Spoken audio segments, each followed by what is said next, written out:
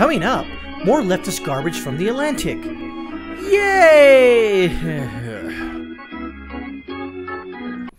I'll read this so you don't have to. Yoni Applebaum, the author of this piece from the Atlantic, is a far leftist.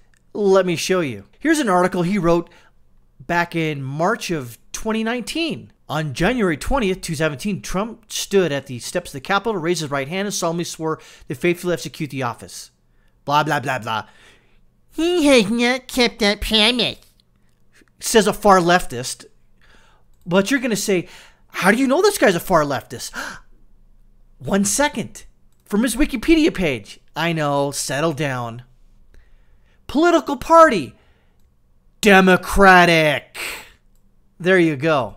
And he went to a far leftist university called Brandeis up in Massachusetts. So you know there's a far left bias there. They don't allow conservatives to go there. Oh no, because they run them out on a rail. That's how this guy is, if you will.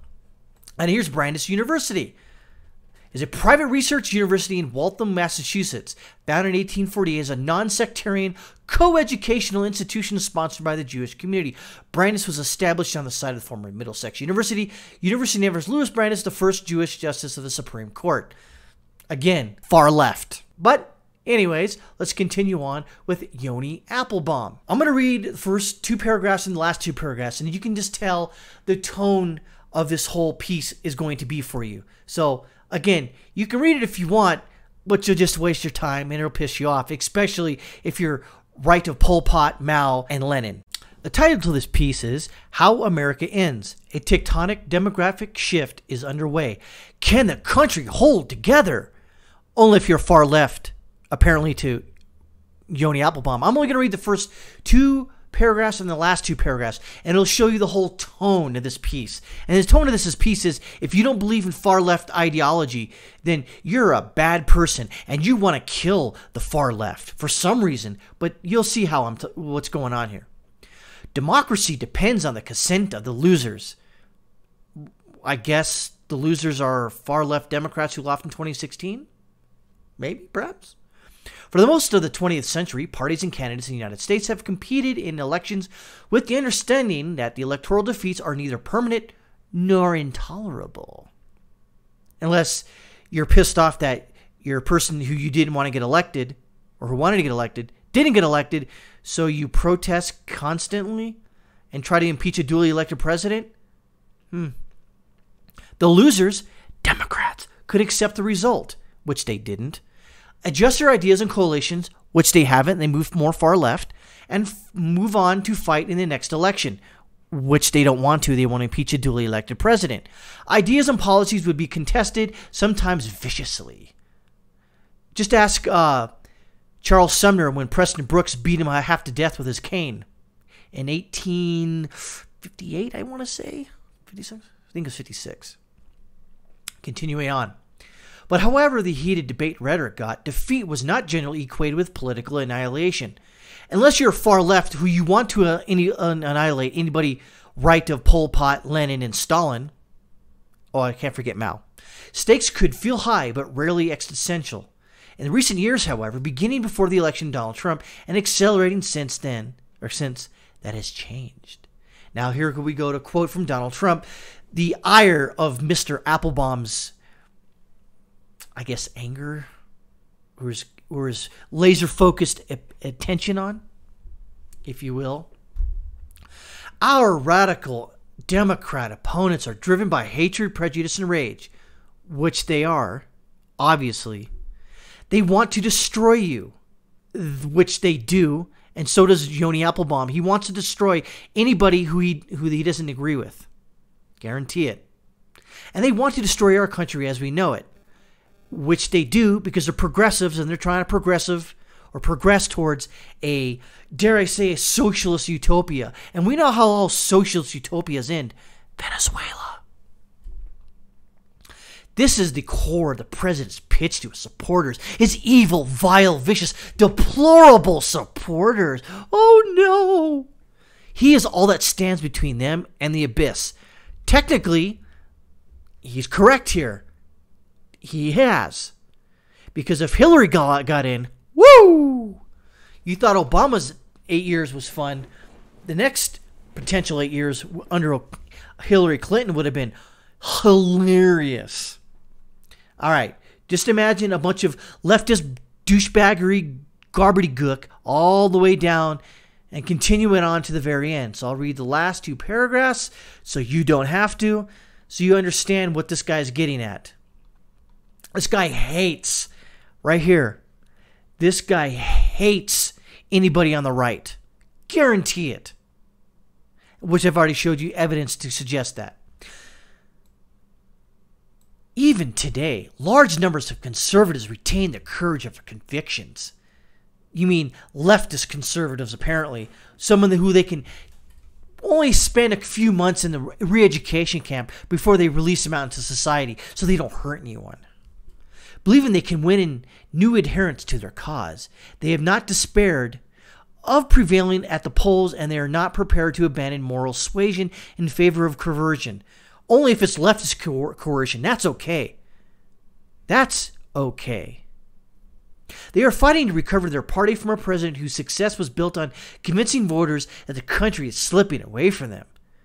Which technically it is if you're a progressive and you're trying to progress towards socialism and it's really fun cousin communism. The stakes in this battle on the right are much higher than the next election. Because us on the far left, we want to help you. We know what's best for you, so just let us control you and take away First and Second Amendment rights because you don't need them. They're just pesky things that get in the way of our progression into a socialist and communist utopia. Give us all your will, your money, your sweat and tears. We'll help you. Only, make you poor and subservient and a supplicant to the socialist hierarchy that Yoni Applebaum wants to create for all of us. If Republican voters can't be convinced that the Democratic elections will continue to offer them a viable path to victory, here it comes, boys and girls, that they can thrive within a diversifying nation. So you're saying that all people on the right who think this way don't like diversity? Oh yeah, here it goes. And that even it can defeat their basic rights will be protected, then Trumpism will extend long after Trump leaves office, and our democracy will suffer for it. Only Yoni Applebaum and his far left people can help quell the anger and resentment in the right. Only if you go to far left re-education camp. That's where they want you at. That Yoni Applebaum will run and make sure that your libertarian ideas get squashed and buried. Only for far left, progressive, and socialist ideals are only the only ideals that Yoni Applebaum wants in a country without Trump and you pesky far-right people on the more right of Pol Pot, Lenin, and Mao, because you don't deserve it. So I'm going to read this AP article that sort of expresses the whole Atlantic's this next issue in December. I like how they puff these people up because they know better than the rest of you plebes out there. The Atlantic magazine was founded in the years leading up to the Civil War, so it's worth noticing when it produces a special new issue on the theme, How to Stop a Civil War. Civil War. You see, it'll stop the right's perception that they want a civil war, which we don't. Okay? Conservatives and libertarians like myself, we don't want a civil war, but we see the tenets of it. We see the far left ideals out there pushing and saying that, you're on the right or you're conservative or you're centrist. You're bad because you don't believe in our far left ideology that's progressing towards socialism. The issue went to newsstands as articles were posted online Tuesday, the day before the House begins its, here it comes, public impeachment hearings of President Donald Trump. Timing both fortuitous and coincidental. It's coincidental. Wink, wink. A nudge, a nudge. Quote from Jeffrey Goldberg, Atlantic's editor. You know, this guy's a far-left douchebag. It seemed fairly obvious that a magazine of the American idea should look hard at the question of whether the country is coming apart. Well, only it's coming apart if we don't agree with your far-left ideology. He's not comparing the current era to November 1857, when the first Atlantic issue, oh my God, stop sucking the virtual penis of the Atlantic, AP. Jesus Christ. But it does feel that something has come off the rails a little bit. Really?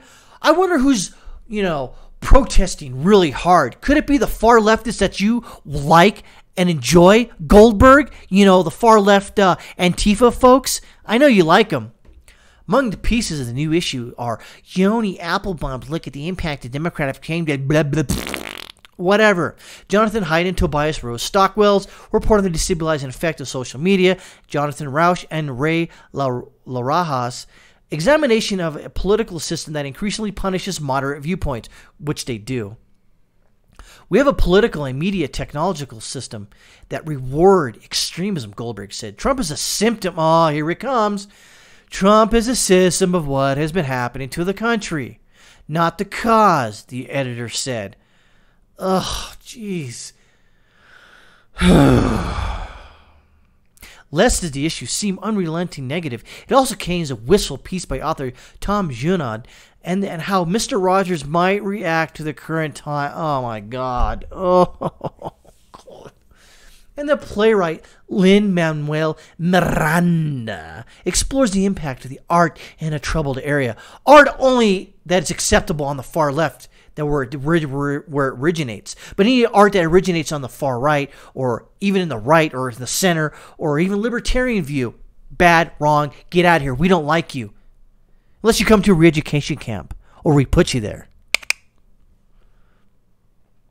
While Atlantic office writers offer some suggestions on how to get beyond the current problems, Goldberg cautioned that it's not the job of the journalist to make it feel better. It's the job of the journalist to tell you what's going on from a far-left point of view, and if you don't like it, tough. Or in a few years, we'll get you into a re-education camp so you will like it. That's how it goes for the far leftists at the Atlantic. They don't like you. People, especially in flyover country, they don't like you. They hate you. They despise you. And if you're a libertarian or someone of a centrist right point of view, they hate you. Guarantee it. But the measurement is a reflection. I don't want to read this part up here where it says maybe there's another puff piece about the Atlantic, meaning it's got a big circulation. So does my femur muscles and veins and stuff. So what? The Atlantic's, I can read that. The magazine has been growing, adding 80 new positions since, oh my God, stop puffing them up! Launching new digital. Goldberg said the response indicates a desire for carefully reported, edited, long-form journalism from a far left point of view. And if you don't like it, we'll make you like it. Or we'll call you racist, sexist, homophobe, so you'll be suckered into reading it. Our desire is to form and contextualize and argue and provoke all at the same time from a far left point of view. The new issue also coincides with the redesign of both the magazine and the website. December issue's cover image is a red and blue handprint that looks like it's bleeding. You see? Yeah. See? The red is bleeding more than the right, or the right-hand side, which is the left's essentially the blue, which donates liberals and the Democrats. You see, it doesn't bleed that much. It means that we're trying to help, and you're just bleeding more. Just follow through with our progressive socialism and communism. We want to progress that way because that's what's better for you. Don't read this article from the Atlantic. You may say like, well, I didn't know what the other side's thinking. You already know what they think. They hate you. Everybody at the Atlantic and the editorial offices and the building, wherever that piece of crap organization is, they hate you on the right. or even the center. They hate you. They want a civil war. And I guarantee it that these people will use every tool in their tool chest to go after your rights. Guarantee it. Matter of fact, I want you to read this article, and why don't you read the Atlantic magazine to show you that the far left has so much contempt for anybody right of Pol Pot, Lenin, and Stalin. Guarantee it. Laszlo out.